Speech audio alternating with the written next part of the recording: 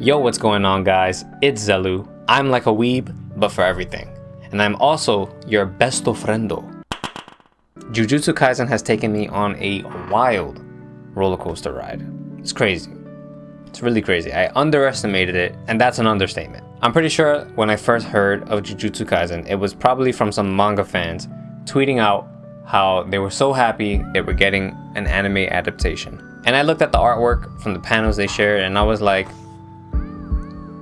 I don't know if I'm gonna watch this one. But of course, I had to give it a chance. It came out, I watched it, and I was not underwhelmed. I was definitely very impressed by the animation, and I was happy enough with the, story premise, at least in the beginning. But I kind of had the same complaints that a lot of, Jujutsu Kaisen haters usually have, which is like, why is Itadori so strong? Why does he feel like a plain protagonist, like the same kind that we see all the time? And a couple of other things. But I kept those things to myself. I didn't want to make a video slandering it. It doesn't have to tie you in the first episode. The point is to set the story up, and not every story can have an outstanding introduction. Originally, what I was afraid of was because the story takes place in kind of like our world. It takes place in Japan, and it's like a fictional story happening in a non-fiction world. And I don't tend to like that because I'm usually the kind of guy who likes gigantic world building.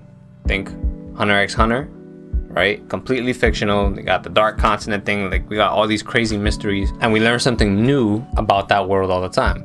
Jujutsu Kaisen doesn't feel like its own world, but it does kind of circumvent that by making it feel like there's stuff we didn't know about our world. But I'm gonna be honest with you, I don't really care about that much, because I'm starting to realize that this show never had that goal in the first place. It's not trying to build a world. It just needed a premise, like a base, like the base seasonings for it to have good action and good dialogue. What else do you need from an anime? So on that note, thinking back to episode 1, and I'm thinking about like my original feelings was like, oh, I'm kind of underwhelmed. They kind of had to do that because they're not trying to give you some crazy expectation to live by. The show will go as fast as it wants, and it can leave the plot points behind. I'm gonna be completely honest with you. Every single episode that passes by, I forget about Sukuna. I forget about Nanami, even though he's like my favorite dude. I forget about Megumi and his thing that he was gonna do. I forget, like I really have to like think really hard as to like what plot points were they trying to have us like focus on and stuff like that.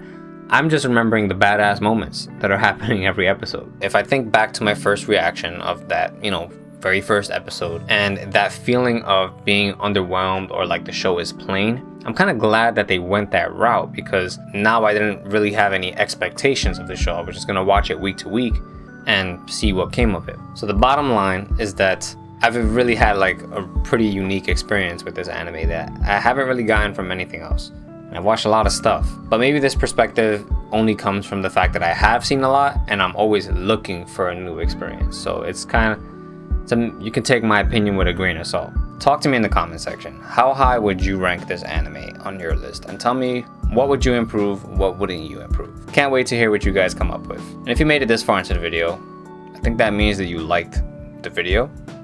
So hit like or something. And subscribe for more gaming and anime content just like this in the near future. Love you guys. Peace.